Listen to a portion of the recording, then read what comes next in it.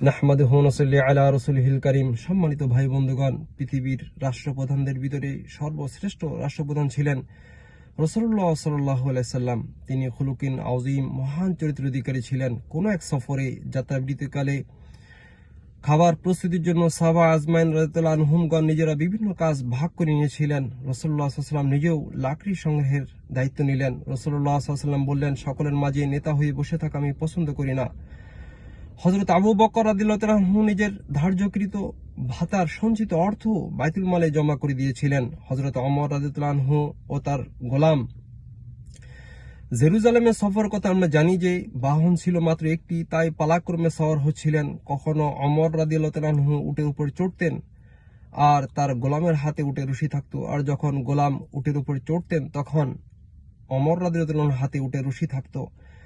পালাক্রমে সওয়ার হতে হতে যখন তাহারা জেরুজালেমে গিয়ে পৌঁছেন, তখন জেরুজালেমবাসী দেখতে পেল যে অর্ধ পৃথিবী অর্থাৎ 22 লক্ষ বর্গ মাইলের খলিফাতুল মুসলিমিনের হাতে উটের রশি রয়েছে। তিনি উটের রশি ধরে টানছেন আর উটের উপরে তার গোলাম বসে আছে।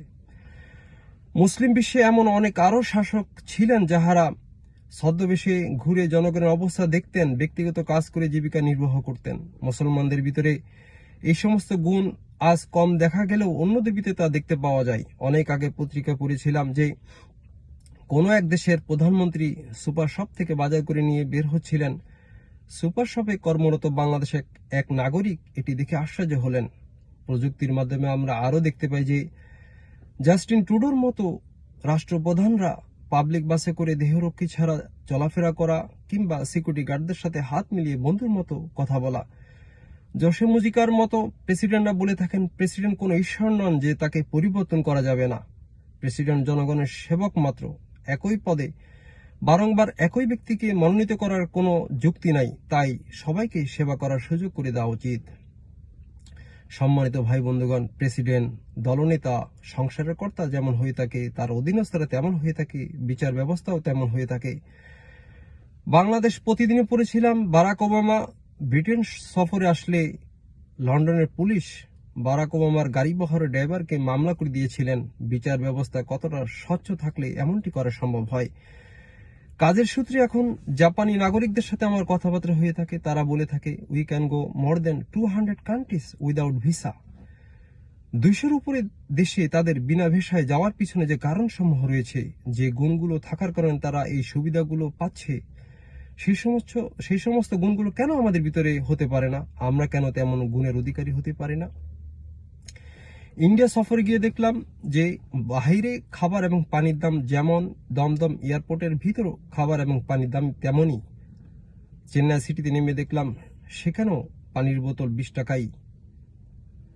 ফিরতি পথে 27 থেকে 28 ঘন্টা ট্রেন জার্নি, সেখানে কেউ দাম চাপিয়ে দিচ্ছে না। নিত্য প্রয়োজনীয় জিনিস যার যার যেমন প্রয়োজন তেমন কিনে নিচ্ছে, কেউ জমিয়ে রাখছে না। অথচ নিত্য প্রয়োজনীয় জিনিস আমরা গুদামজাত করে দাম বাড়িয়ে পচিয়ে দাম বাড়িয়ে দিই, আর দাম বাড়িয়ে গেলে 100 গ্রামের জায়গায় 1 কেজির জায়গায় আমরা 5 কেজি কিনে রেখে দিই। ইন্ডিয়া, ফিনল্যান্ড, নরওয়ে, জাপানরা যদি পারে, আমরা কেন পারবো না? আমরাও পারবো যদি আমরা সকল ব্যক্তি যদি যার যার জায়গা থেকে আমরা চেষ্টা করি, তাহলে ইনশাল্লাহ আমরাও পারবো। প্রত্যেক ব্যক্তির থেকে ঘরের থেকে সমাজ, রাষ্ট্র, সবাই যদি আমরা চেষ্টা করি। আমাদের ছাত্র, নওজোয়ান, শিক্ষকরা, আমাদের ডাক্তার, ইঞ্জিনিয়ার, পুলিশ, উকিলরা, আমাদের কৃষক, দিনমজুররা, আমাদের মন্ত্রী, এমপি, আমলারা, আমাদের ওষুধ বিক্রেতা, তরকারি বিক্রেতারা, যার যার জায়গা থেকে যদি আমরা চেষ্টা করি, তাহলে ইনশাল্লাহ দেশ এখন যেখানে রয়েছে এখান থেকে সামনে এগিয়ে যাওয়া সম্ভব। দেশের জন্য আমার ব্যক্তিগত যে খেয়াল হলো যে প্রত্যেক জনগণকে কিছু নির্ধারিত সময়ের জন্য সেনাবাহিনীতে যোগদান করা আবশ্যকরণ, এবং দেশে 10 জন থেকে 11 জনের একটি আলেমদের দ্বারা একটি শুরা বোর্ড গঠিত হতে পারে, যে শুরা বোর্ডের সলা পরামর্শে সরকার দেশ পরিচালনা করবে। তাহলে দুনিয়া এবং আখিরাত উভয় লাইনে আমরা কামিয়াবের সাথে এগিয়ে যেতে পারবো ইনশাল্লাহ। আর গুনাহ করে, অন্যায় জুলুম করে কি লাভ? অন্যায় জুলুম করে কেউ কখনো পার পায় নাই, দুনিয়াতে তারা ধরা খেয়েছে। ফিরআউন, নমরুদ থেকে শুরু করে সকল অন্যায়কারী দুনিয়াতে ধরা খেয়েছে, আখিরাতে তো তাদের জন্য শাস্তির ব্যবস্থা থাকলোই।